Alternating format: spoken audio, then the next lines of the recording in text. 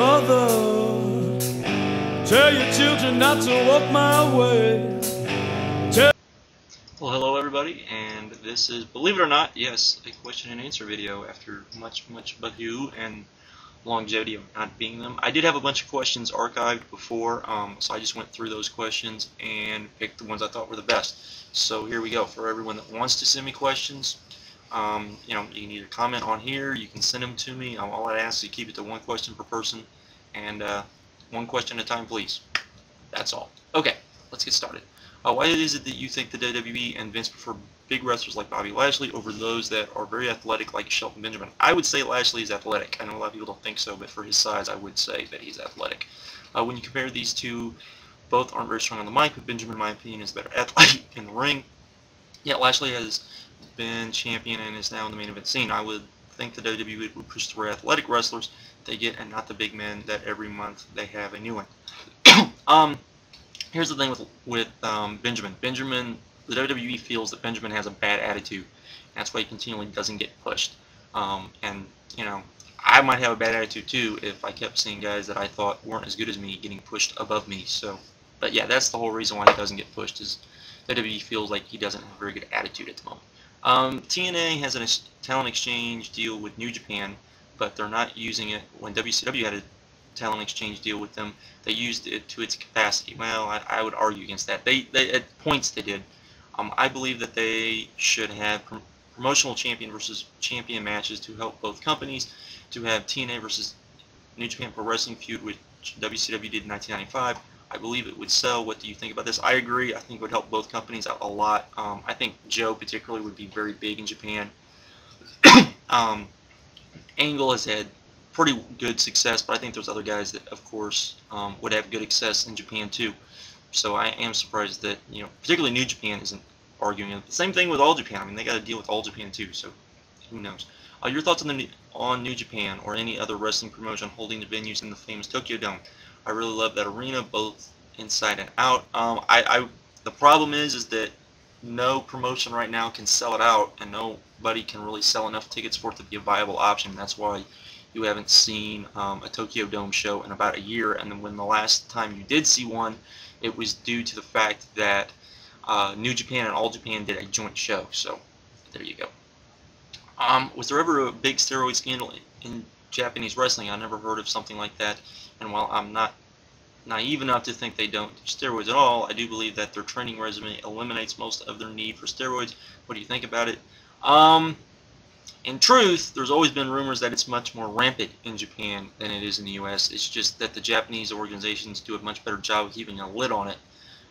And that's just not something that culture, you know, in our culture, it's much more easy to accuse a guy of using drugs.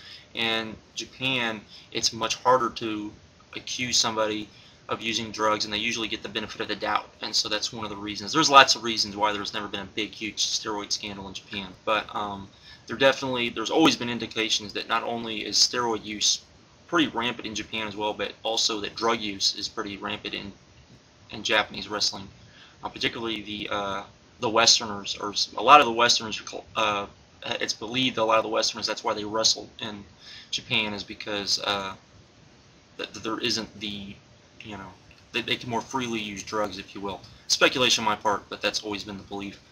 Do you feel that Joe will return to ROH by the end of the year? Because TNA asked him to sign a 3-year deal, but he did not. So it won't be by the end of the year. His contract doesn't run out till April, so it definitely won't be by the end of the year. But I do think it's pretty strange that he didn't, and I definitely think he's putting the ball in TNA's court, much the same way Monty Brown did by saying, "Show me you mean something." Of course, Monty Brown's case, they never pulled the trigger on that, so, you know, we'll see how that pulls out.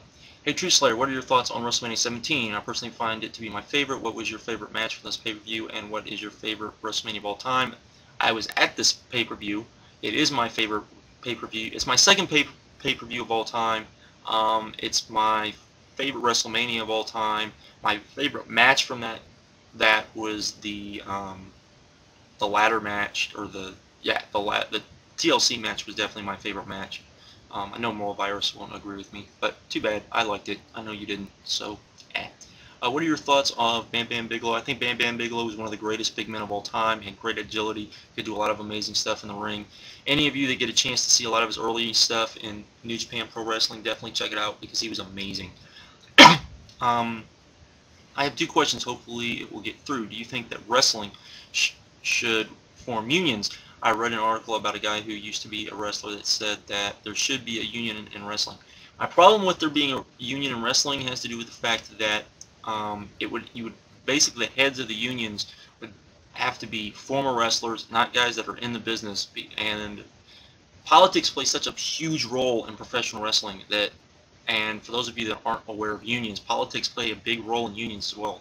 And so that's the only misgivings I would have about a pro wrestling union, and I think that's what a lot of wrestlers would probably tell you as well.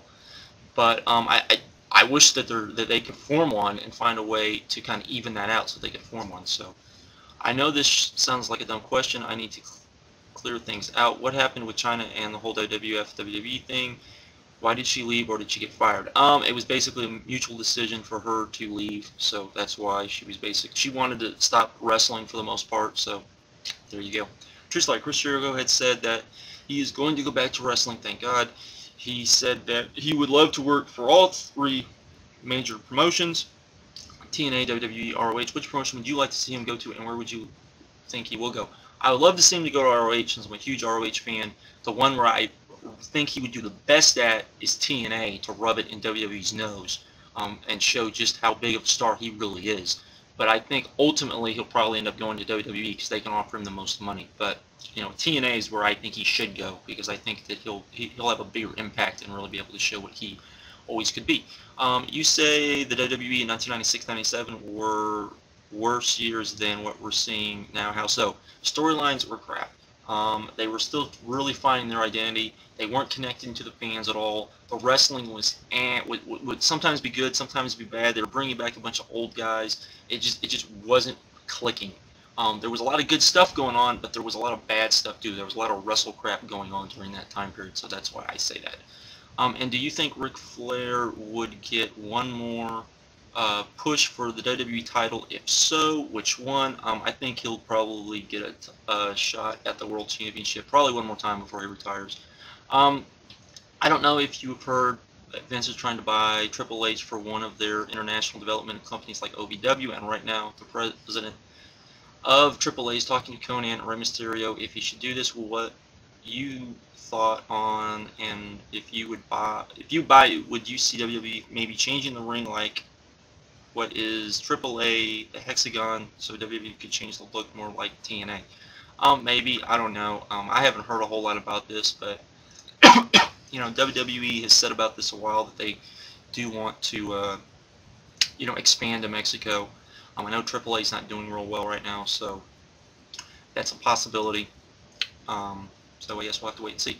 I just want to know if you had one particular match that you first saw that made you fall in love with the business, like one match that made you stop and say, wow, this is why I watch wrestling, and why was this match influential to you? That match would have been the Clash of the Champions match between Ric Flair and Ricky Steamboat. That match right there, I was like, oh my god, this is the most wonderful thing I've ever seen in my life, and that's why. So, do you think Dragon Gate is kind of like Miniature